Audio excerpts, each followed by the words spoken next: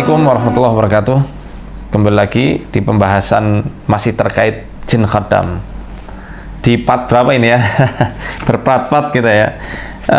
Kali ini saya mau membahas dari pertanyaan netizen tentang ciri-ciri pewaris jin nasab.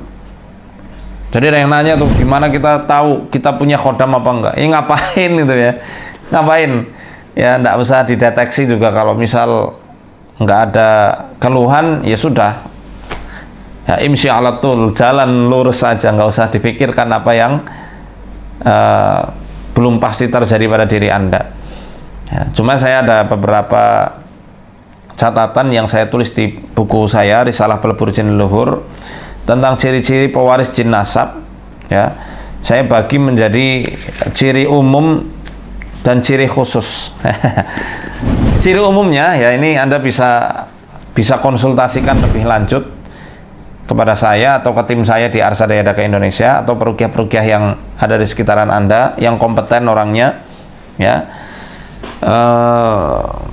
Bahwa di antara ciri-ciri umum orang yang kena jin nasab, pertama ya, sering merasakan nyeri di ulu hatinya. Yang kedua ya, perut tidak enak dan sering keluar gas, sendawa. Kemudian nyeri otot, nyeri sendi dan sering sakit pinggang. Kemudian kulit kering, kusam dan mudah berjerawat. Tangan dan kaki sering merasa dingin sendiri. Kurang nafsu makan, seringnya mual dan nyeri lambung. Mudah pilek dan masuk angin. Ini kalau secara fisik ya, yang saya perhatikan dari pasien-pasien yang sering datang ke kami. Mudah pilek dan masuk angin, kemudian sakit kepala dan susah tidur, mata mudah lelah dan sering berkunang-kunang, kemudian rambut rontok dan semakin menipis. Wah, jangan-jangan Saitama punya jin nasab itu. Nani? Mudah merasa sedih dan depresi, sulit fokus dan mudah marah, mudah kesal dan mengamuk, betis dan wajah mudah terlihat membengkak, telinga sering berdenging, menderita penyakit yang sama dengan leluhurnya, kejadian di alam mimpi yang sering menjadi nyata, kekuatan tubuh di atas rata-rata manusia. Misalnya nih, ketika benda yang disentuh seringnya rusak karena kekuatannya yang terlalu dahsyat, terlalu kuat ya. Buka gagang pintunya langsung copot, gagangnya langsung patah. Kemudian apalagi gigit gelasnya langsung pecah. Gigitnya kayak gimana ya. Mempunyai kemampuan melihat jin dan mendengar suara gaib, dan memiliki kepekaan untuk melihat kepribadian dan nasib orang yang baru ditemuinya tanpa belajar ya. Adapun kesimpulan yang saya ambil dari pengalaman menangani pasien jin nasab selama ini, bahwa penyakit fisik yang paling jelas terlihat dari orang-orang yang terindikasi kuat ada jin nasab ya, penyakit yang paling dominan yang diderita oleh pewaris sihir atau khaddam-khaddam dari leluhurnya adalah mereka yang mempunyai masalah lambung bertahun-tahun dan juga mengalami masalah di area tulang belakang. Kenapa kok lambung? Ya karena organ lambung adalah organ yang pertama kali dirusak. Ini secara dalil agama. Organ lambung adalah organ yang pertama kali dirusak atau diganggu oleh setan di awal mula manusia dilahirkan ke dunia ini. Rasulullah SAW bersabda, kullu bani adama ya, yat'unu syaitanu fi janbaihi bi isba'aihi hina yuladu. Ketika dilahirkan, setiap manusia ditekan lambungnya oleh setan dengan dua jarinya. Al-Qurtubi menjelaskan tentang arti at-ta'nu atau tekanan pada hadis tersebut. Hadza ta'nu minas syaitani huwa ibtida'u taslit. Tusukan inilah atau tekanan inilah yang menjadi permulaan gangguan setan. Taslit itu penguasaan sebenarnya. Gangguan dengan menguasai manusia.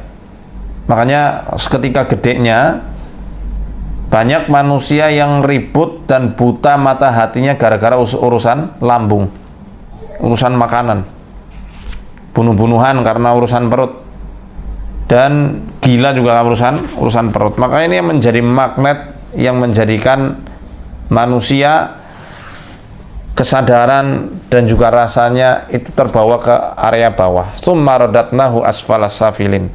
Manusia yang tadinya diberikan akal, otak manusia sempurna penciptaannya karena akalnya jadi rendah karena terbawa ke perut. Manusia yang mulia dan luhur karena perasaannya yang lembut jadi kasar, beringas dan juga bengis karena tertarik ke area perutnya. Kalau dalam ranah ilmiah, lambung ini menjadi salah satu sentral penurunan gen orang tua terhadap anak-anaknya. Terbukti ya dari hasil penelitian yang diterbitkan dalam jurnal gastroenterologi, diketahui 43% penyakit asam lambung yang dialami oleh seorang itu terjadi karena pengaruh adanya kode genetika dari orang tuanya. Ya. Itu bawaan dari orang tua. Selain penyakit asam lambung, orang yang terindikasi kuat mengalami kasus jin nasab ini memiliki masalah di area tulang belakang. Karena apa? Ya karena punggung manusia adalah tempat berkumpulnya saraf-saraf penting. Syekh Dr. Sa'ad Said Ahmad Abduh Hafizahullah, beliau guru saya di Mesir, beliau menjelaskan dalam disertasi S3-nya dan dibukukan ya, judulnya Maradus Sihar. Wa aktsarul amakin allati yastaqirru fiha al-jinniyyu liyatamakkana min as-sayturati 'ala al-jihazil 'asabi. Kebanyakan tempat-tempat yang ditinggali oleh jin untuk menguatkan pengaruhnya pada sistem syaraf pusat manusia. Amakinut tajammu'atil 'asabiyah adalah tempat-tempat berkumpulnya saraf, ya, tempat-tempat berkumpulnya saraf. Wa min ahammiha, yang paling penting, ya, yang paling besar pengaruhnya al-mukh, otak manusia.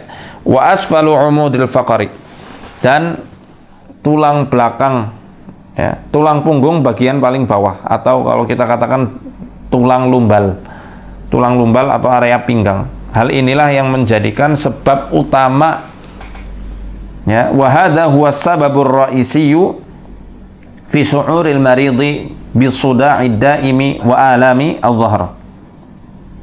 Inilah yang menjadi sebab utama si pesakit atau pasien merasakan pusing secara terus-menerus dan juga nyeri pinggang. Makanya banyak kan orang yang kena gangguan jin mengalami nyeri pinggangnya sampai bertahun-tahun, ya, kayak kena saraf kejepit, atau merasakan pusing, sakit kepala, padahal diikhtiari ke dokter ya didiagnosa normal.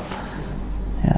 Ini terjadi, bisa jadi karena pengaruh adanya faktor eksternal dari jin yang mengganggu selama ini.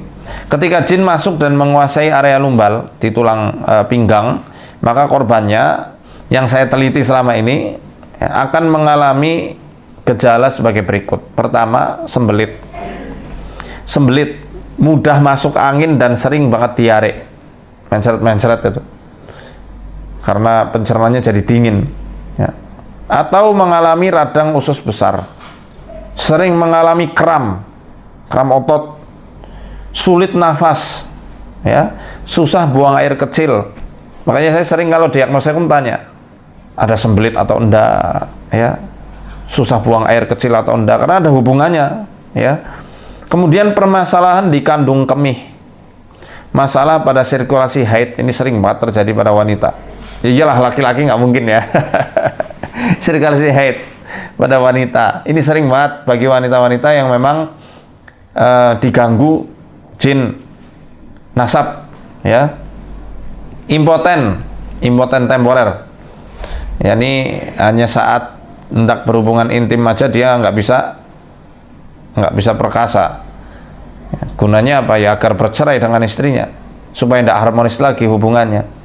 Yang ke-10, keguguran kandungan, sering banget keguguran. Kemudian perubahan kestabilan jiwa. Apakah sakit pinggang bisa merubah kestabilan jiwa manusia? Bisa banget. Ya, jadi yang jiwanya labil, coba pinggangnya diurut itu. Kemudian sakit lutut, mudah mengompol dan kaki sering dingin. Ini ciri-ciri umum, ya, yang saya kaji selama ini dengan metodologi fenomenologi.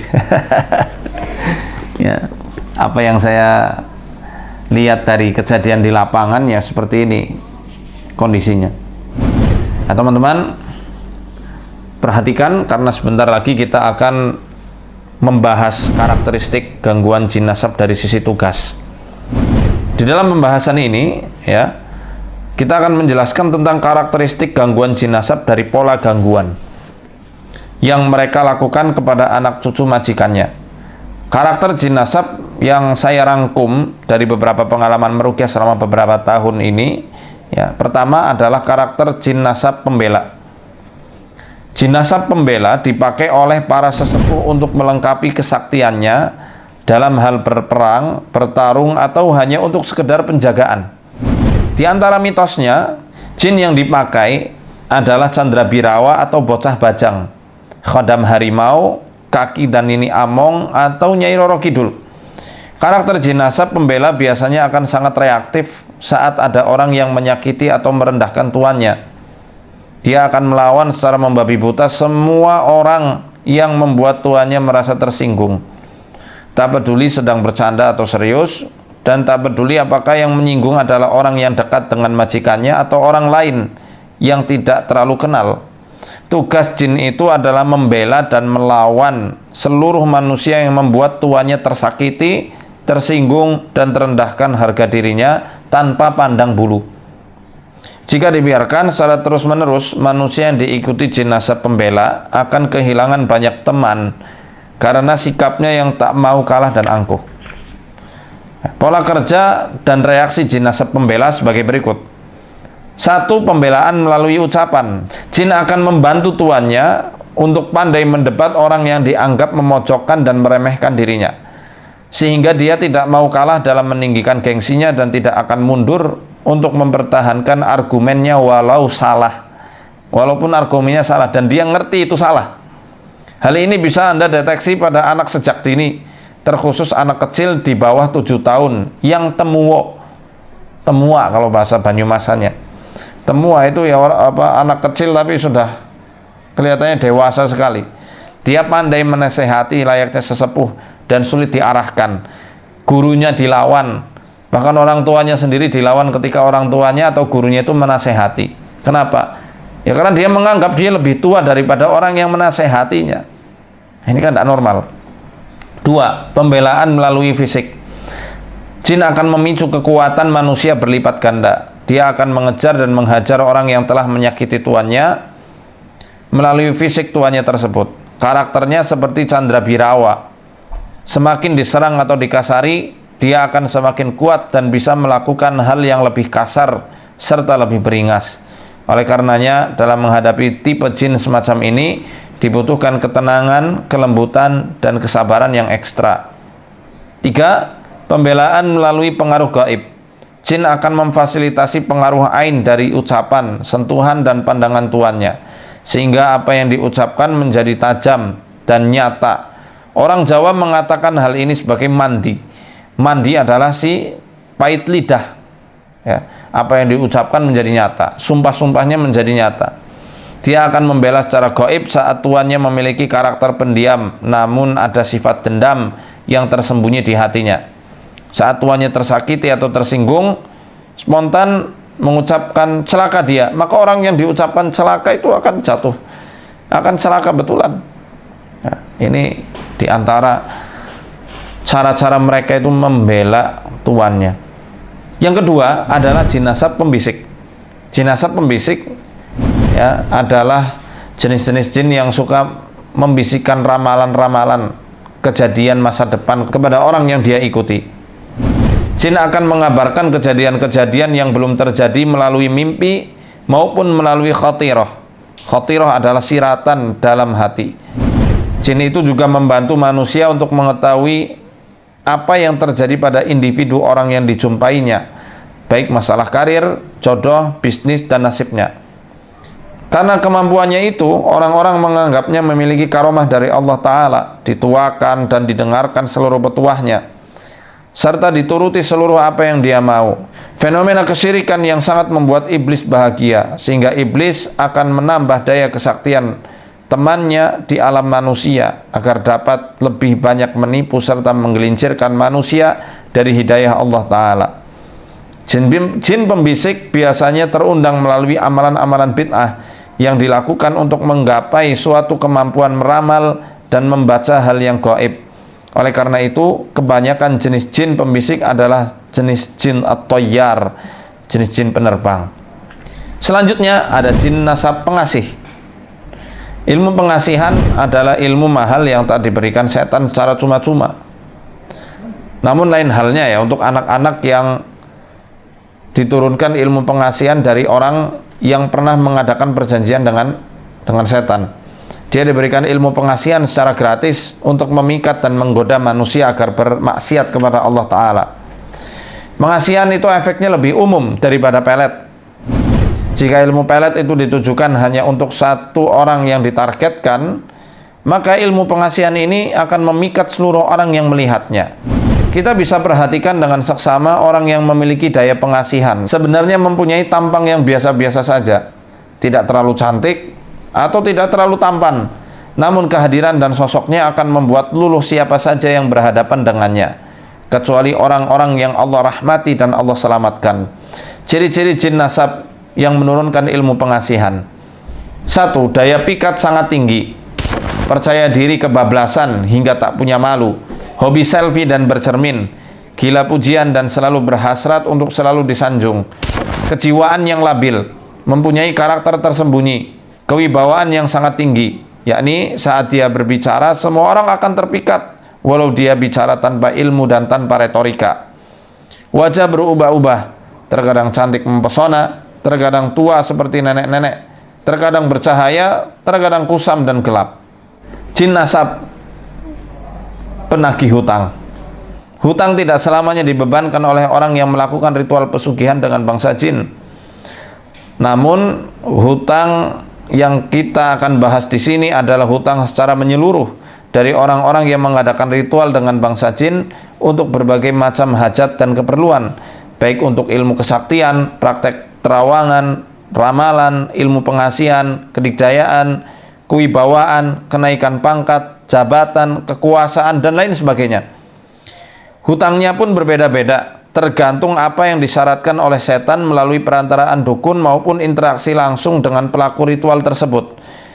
Di antara hutang yang biasa ditagih oleh jin yang ditugaskan layaknya debt collector adalah memoroti harta benda para ahli warisnya. Ketika orang tuanya kaya dan jaya melalui perantaraan ritual pemujaan jin, anak cucunya dikorbankan agar dihambat karir, bisnis, dan usahanya. Di antara cara setan memoroti hartanya adalah setan akan membuat ahli warisnya tak fokus dalam berbisnis dan bekerja, membisikkan dalam hatinya hasrat untuk selalu menghamburkan harta, dipancarkan hawa negatif sehingga mitra bisnisnya menjauh, mengganggu salah satu anggota keluarganya, dan memicunya agar menderita sakit parah. Ada yang dibuat hartanya habis untuk biaya operasi, ada yang penyakitnya tidak sembuh-sembuh, dan ada yang pola gangguannya seperti roda yang berputar, yakni jika satu sembuh, yang lain sakit, sehingga harta sedikit demi sedikit ludes habis untuk biaya pengobatan. Kemudian membuat karyawan menjadi linglung, tidak fokus, dan menuntun mereka untuk melakukan keteledoran serta kesalahan yang fatal ketika proses produksi. Akhirnya usaha mengalami kerugian besar dan bangkrut secara perlahan. Kedua, mengganggu anak keturunannya yang perempuan. Jin biasanya bersokol di area rahim. Ada yang dibuat tumbuh kista yang tak henti-henti walau sudah diambil, istihadah atau pendarahan. Ada yang dibuat tak berhasrat untuk menikah, atau kalaupun dapat menikah, maka jin akan mengganggunya untuk susah punya keturunan. Jika ada yang bisa hamil, maka dia akan membuat emosinya tinggi dan stres sehingga berefek negatif kepada janin yang dikandungnya. Saat lahir, tumbuh kembang si anak akan terhambat. Ada yang mengidap autisme, kejang, terlambat bicara, dan lain sebagainya. Yang ketiga, dia akan meneror rumah. Jin yang menagih hutang dengan meneror rumah majikannya adalah mereka yang ditugaskan untuk menjaga dan memelihara rumah tersebut. Teror dilakukan karena mereka merasa tidak dianggap lagi dan tidak pernah diberikan sesaji sepeninggal majikan lamanya. Mereka akan berusaha menakut-nakuti ahli waris atau siapapun yang menempati rumah itu. Di antara teror dan gangguan jin pada suatu rumah adalah menggedor pintu tengah malam, menyalakan barang elektronik dengan wujud gaibnya, mematikan aliran listrik, menggoyang-goyangkan ranjang saat manusia sedang tidur, masuk ke dalam mimpi dan menyuruh manusia mempersembahkan sesuatu yang dia inginkan, memadamkan lampu, membuat nasi cepat basi, menaburkan tanah belatung pada makanan, mengundang banyak hewan-hewan yang merugikan manusia, semisal tikus, rayap, cicak atau kecoa. Hawa di rumah menjadi panas dan membuat penghuninya mudah marah satu sama lain. Menyembunyikan barang di tempat yang sulit dijangkau di dalam rumah. Kemudian yang terakhir adalah jin nasab kepedulian. Ya, dia ini yang dulunya sering dipergunakan oleh nenek moyangnya untuk praktek pengobatan dengan jasa bantuan jin. Ya, itu ciri-cirinya ya, memiliki kepedulian yang berlebih. Tipe karakter ini biasanya digunakan untuk mengobati orang zaman dulu ya, dengan menggunakan jasa-jasa bantuan jin. Sehingga ada anak yang dari kecil itu sudah pandai memijat secara profesional tanpa belajar, tapi kalau mijat dia aneh, sendawa-sendawa. Jadi seakan-akan penyakit yang ada di pasiennya itu keluar melalui mulutnya. Namun anehnya ketika dia mijat seseorang, semakin parah penyakit yang dia hadapi, maka sendawanya akan semakin besar, bahkan sampai muntah. Nah, ini aneh. Ya, itu di antara karakter-karakter yang saya dapati ketika menangani beberapa kasus-kasus jin nasab yang ada di luaran sana. Ya, nanti insya Allah lebih lengkapnya bisa Anda simak di buku ini, Risalah Pelebur Jin Leluhur, dan di buku ini ya. Jadi dua ini saling melengkapi satu sama lainnya, Rahasia Indigo dan Potensi Gaib Manusia dan Risalah Pelebur Jin Leluhur. Terima kasih. Assalamualaikum warahmatullahi wabarakatuh.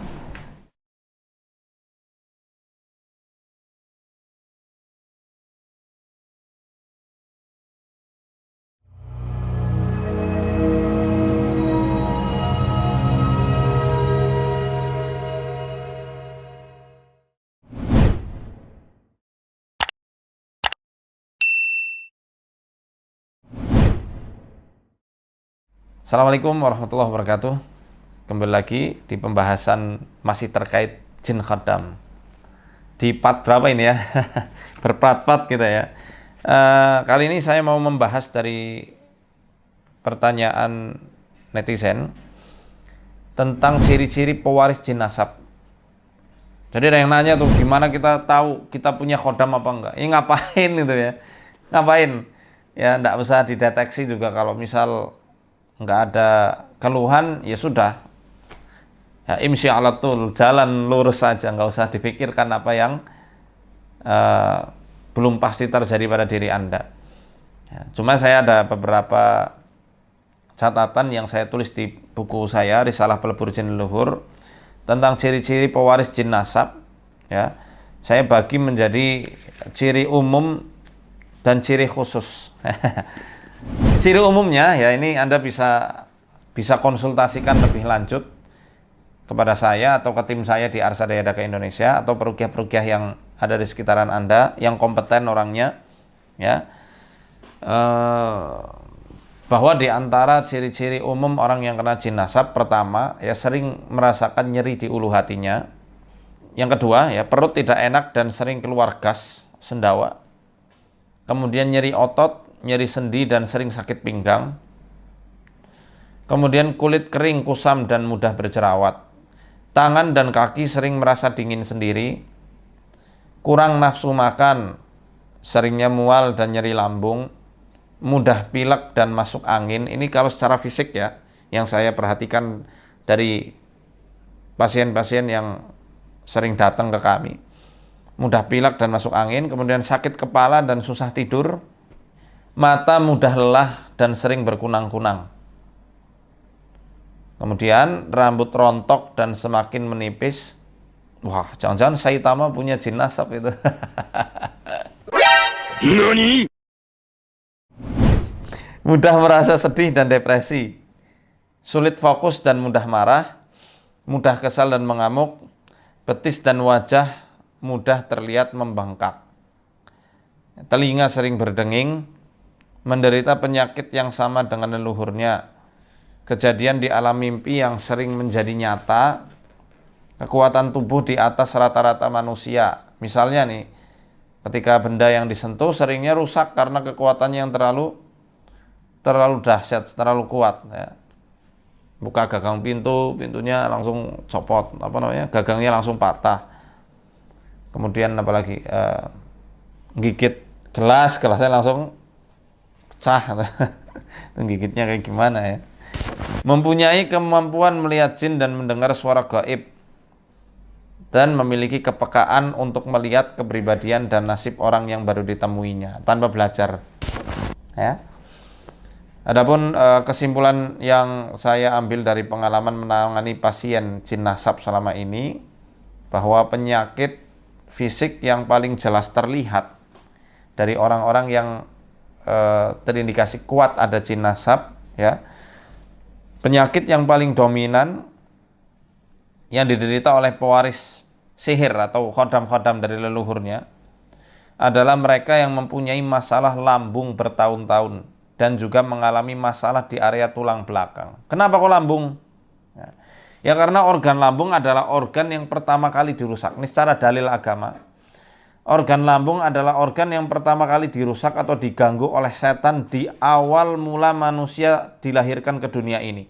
Rasulullah SAW bersabda, "Kullu bani Adama yat'unu syaitanu fi janbaihi bi isba'aihi hina yuladu." Ketika dilahirkan, setiap manusia ditekan lambungnya oleh setan dengan dua jarinya. Al-Qurtubi menjelaskan tentang arti at-ta'nu atau tekanan pada hadis tersebut. Hadza ta'nu minas syaitani huwa ibtida'ut taslit. Tusukan inilah atau tekanan inilah yang menjadi permulaan gangguan setan. Taslit itu penguasaan sebenarnya. Gangguan dengan menguasai manusia.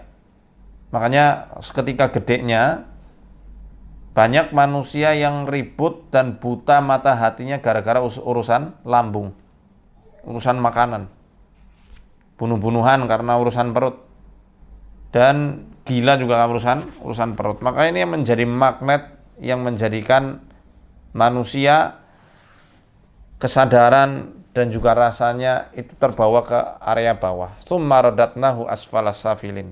Manusia yang tadinya diberikan akal, otak manusia sempurna penciptaannya, karena akalnya jadi rendah karena terbawa ke perut. Manusia yang mulia dan luhur karena perasaannya yang lembut jadi kasar, beringas, dan juga bengis karena tertarik ke area perutnya. Kalau dalam ranah ilmiah, lambung ini menjadi salah satu sentral penurunan gen orang tua terhadap anak-anaknya. Terbukti ya dari hasil penelitian yang diterbitkan dalam jurnal gastroenterologi, diketahui 43% penyakit asam lambung yang dialami oleh seorang itu terjadi karena pengaruh adanya kode genetika dari orang tuanya. Ya. Itu bawaan dari orang tua. Selain penyakit asam lambung, orang yang terindikasi kuat mengalami kasus jin nasab ini memiliki masalah di area tulang belakang. Karena apa? Ya karena punggung manusia adalah tempat berkumpulnya saraf-saraf penting. Syekh Dr. Sa'ad Said Ahmad Abduh Hafidhahullah, beliau guru saya di Mesir, beliau menjelaskan dalam disertasi S3-nya dan dibukukan ya, judulnya Maradus Sihar. Wa aktsarul amakin allati yastaqirru fiha al-jinniyyu liyatamakkana min as-sayturati 'ala al-jihazil 'asabi. Kebanyakan tempat-tempat yang ditinggali oleh jin untuk menguatkan pengaruhnya pada sistem syaraf pusat manusia. Amakinut tajammu'atil 'asabiyah adalah tempat-tempat berkumpulnya saraf, ya. Tempat-tempat berkumpulnya saraf. Wa min ahammiha, yang paling penting, ya, yang paling besar pengaruhnya al-mukh, otak manusia. Wa asfalu umudil faqari, dan tulang belakang, ya, tulang punggung bagian paling bawah, atau kalau kita katakan tulang lumbal atau area pinggang. Hal inilah yang menjadikan sebab utama, ya, wa hadha huwa sababur ra'isiyyu fi su'uril maridi bisuda'id daimi wa alami al-dhahr. Inilah yang menjadi sebab utama si pesakit atau pasien merasakan pusing secara terus-menerus dan juga nyeri pinggang. Makanya banyak kan orang yang kena gangguan jin mengalami nyeri pinggangnya sampai bertahun-tahun, ya kayak kena kayak kena saraf kejepit, atau merasakan pusing, sakit kepala, padahal diikhtiari ke dokter ya didiagnosa normal. Ini terjadi, bisa jadi karena pengaruh adanya faktor eksternal dari jin yang mengganggu selama ini. Ketika jin masuk dan menguasai area lumbal di tulang pinggang, maka korbannya yang saya teliti selama ini akan mengalami gejala sebagai berikut. Pertama, sembelit. Sembelit, mudah masuk angin dan sering banget diare. Mencret-mencret itu. Karena pencernanya jadi dingin. Atau mengalami radang usus besar, sering mengalami kram otot, sulit nafas, ya, susah buang air kecil. Makanya saya sering kalau diagnosa tanya, ada sembelit atau enggak, ya, susah buang air kecil atau enggak, karena ada hubungannya, ya. Kemudian permasalahan di kandung kemih, masalah pada sirkulasi haid, ini sering banget terjadi pada wanita. Ya iyalah, laki-laki nggak mungkin ya. Sirkulasi haid pada wanita ini sering banget bagi wanita-wanita yang memang diganggu jin nasab, ya. Impoten temporer, ya, ini hanya saat hendak berhubungan intim aja dia nggak bisa perkasa. Gunanya apa ya? Agar bercerai dengan istrinya supaya tidak harmonis lagi hubungannya. Yang ke-10, keguguran kandungan, sering banget keguguran. Kemudian perubahan kestabilan jiwa. Apakah sakit pinggang bisa merubah kestabilan jiwa manusia? Bisa banget. Jadi yang jiwanya labil, coba pinggangnya diurut itu. Kemudian sakit lutut, mudah mengompol dan kaki sering dingin. Ini ciri-ciri umum, ya, yang saya kaji selama ini dengan metodologi fenomenologi. Ya, apa yang saya lihat dari kejadian di lapangan ya seperti ini kondisinya. Nah, teman-teman perhatikan, karena sebentar lagi kita akan membahas karakteristik gangguan jin nasab dari sisi tugas. Di dalam pembahasan ini, ya, kita akan menjelaskan tentang karakteristik gangguan jin nasab dari pola gangguan yang mereka lakukan kepada anak cucu majikannya. Karakter jin nasab yang saya rangkum dari beberapa pengalaman meruqyah selama beberapa tahun ini, ya, pertama adalah karakter jin nasab pembela. Jin nasab pembela dipakai oleh para sesepuh untuk melengkapi kesaktiannya dalam hal berperang, bertarung, atau hanya untuk sekedar penjagaan. Di antara mitosnya, jin yang dipakai adalah Candrabirawa atau bocah bajang, Khodam harimau, Kaki dan Nini Among, atau Nyai Roro Kidul. Karakter jin nasab pembela biasanya akan sangat reaktif saat ada orang yang menyakiti atau merendahkan tuannya. Dia akan melawan secara membabi buta semua orang yang membuat tuannya merasa tersinggung. Tak peduli sedang bercanda atau serius, dan tak peduli apakah yang menyinggung adalah orang yang dekat dengan majikannya atau orang lain yang tidak terlalu kenal.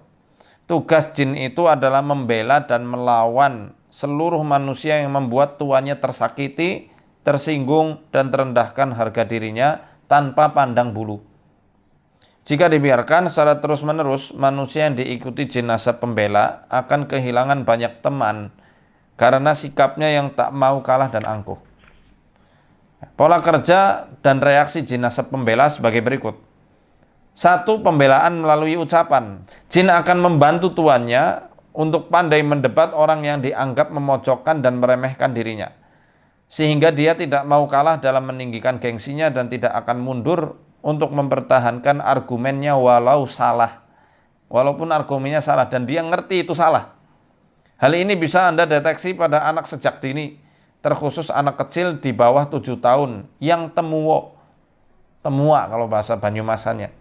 Temua itu ya anak kecil tapi sudah kelihatannya dewasa sekali. Dia pandai menasehati layaknya sesepuh dan sulit diarahkan. Gurunya dilawan, bahkan orang tuanya sendiri dilawan ketika orang tuanya atau gurunya itu menasehati. Kenapa? Ya karena dia menganggap dia lebih tua daripada orang yang menasehatinya. Ini kan tidak normal. 2. Pembelaan melalui fisik. Jin akan memicu kekuatan manusia berlipat ganda. Dia akan mengejar dan menghajar orang yang telah menyakiti tuannya melalui fisik tuannya tersebut. Karakternya seperti candra-birawa. Semakin diserang atau dikasari, dia akan semakin kuat dan bisa melakukan hal yang lebih kasar serta lebih beringas.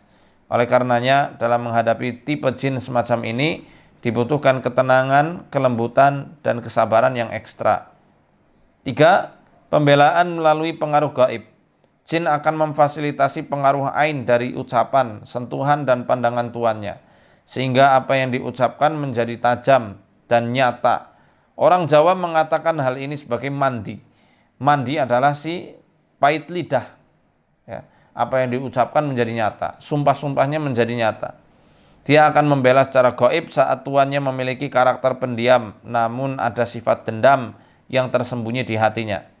Saat tuannya tersakiti atau tersinggung, spontan mengucapkan celaka dia, maka orang yang diucapkan celaka itu akan jatuh, akan celaka betulan. Nah, ini di antara cara-cara mereka itu membela tuannya. Yang kedua adalah jin nasab pembisik. Jin nasab pembisik ya adalah jenis-jenis jin yang suka membisikkan ramalan-ramalan kejadian masa depan kepada orang yang dia ikuti. Jin akan mengabarkan kejadian-kejadian yang belum terjadi melalui mimpi maupun melalui khotirah. Khotirah adalah siratan dalam hati. Jin itu juga membantu manusia untuk mengetahui apa yang terjadi pada individu orang yang dijumpainya, baik masalah karir, jodoh, bisnis, dan nasibnya. Karena kemampuannya itu, orang-orang menganggapnya memiliki karomah dari Allah Ta'ala, dituakan dan didengarkan seluruh petuahnya, serta dituruti seluruh apa yang dia mau. Fenomena kesyirikan yang sangat membuat iblis bahagia, sehingga iblis akan menambah daya kesaktian temannya di alam manusia agar dapat lebih banyak menipu serta menggelincirkan manusia dari hidayah Allah Ta'ala. Jin pembisik biasanya terundang melalui amalan-amalan bid'ah yang dilakukan untuk menggapai suatu kemampuan meramal dan membaca hal yang gaib. Oleh karena itu, kebanyakan jenis jin pembisik adalah jenis jin at-tayyar, jenis jin penerbang. Selanjutnya ada jin nasab pengasih. Ilmu pengasihan adalah ilmu mahal yang tak diberikan setan secara cuma-cuma.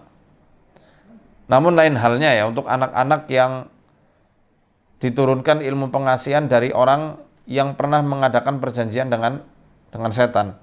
Dia diberikan ilmu pengasihan secara gratis untuk memikat dan menggoda manusia agar bermaksiat kepada Allah Ta'ala. Pengasihan itu efeknya lebih umum daripada pelet. Jika ilmu pelet itu ditujukan hanya untuk satu orang yang ditargetkan, maka ilmu pengasihan ini akan memikat seluruh orang yang melihatnya.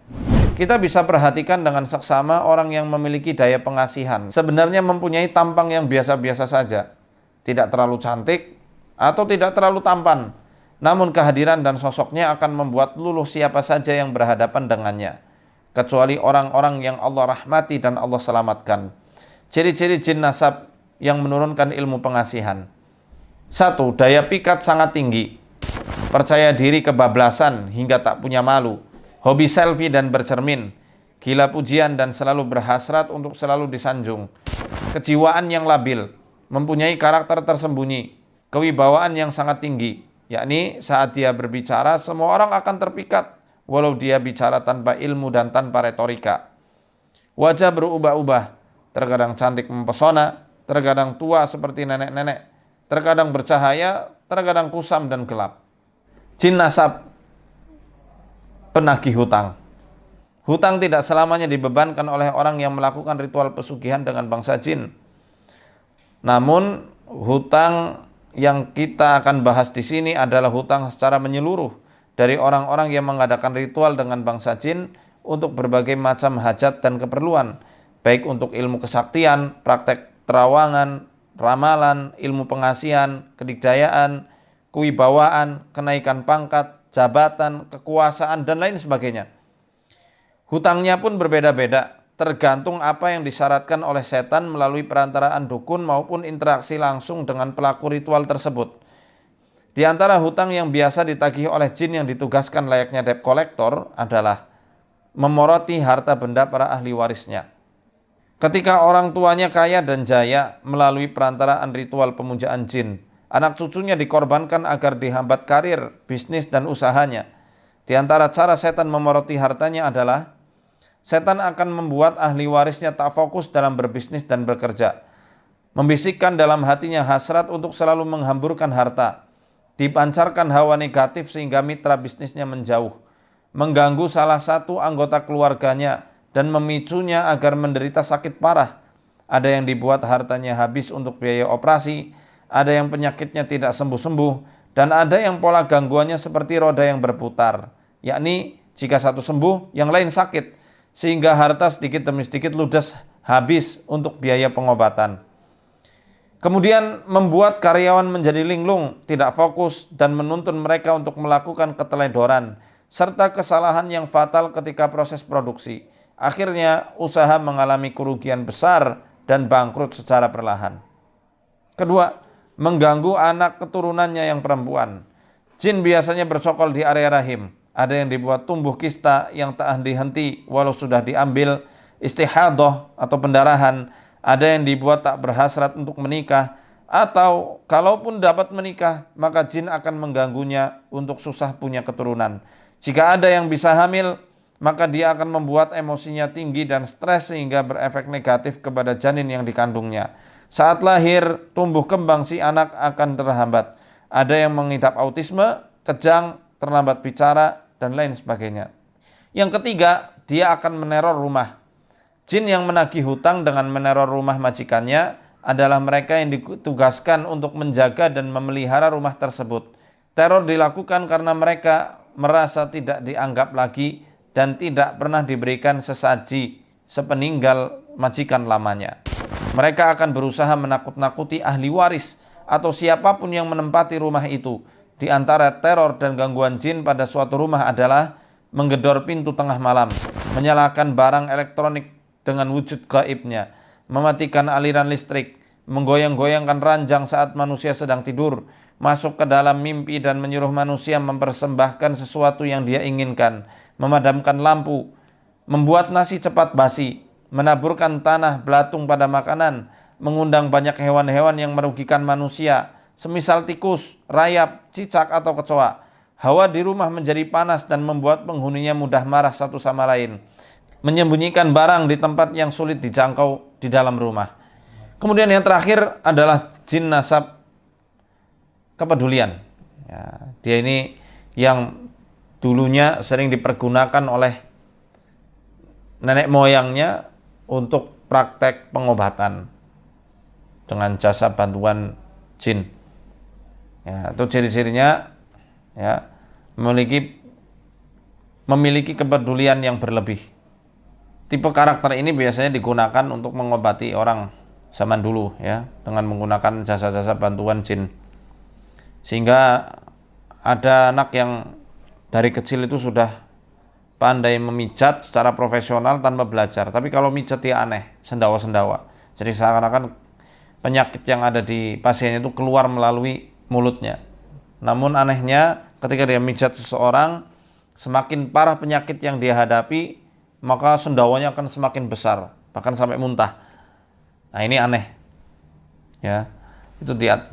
Itu di antara karakter-karakter yang saya dapati ketika menangani beberapa kasus-kasus jin nasab yang ada di luaran sana. Ya, nanti insya Allah lebih lengkapnya bisa Anda simak di buku ini, Risalah Pelebur Jin Leluhur, dan di buku ini. Ya, jadi dua ini saling melengkapi satu sama lainnya. Rahasia Indigo dan Potensi Gaib Manusia, dan Risalah Pelebur Jin Leluhur. Terima kasih. Assalamualaikum warahmatullahi wabarakatuh.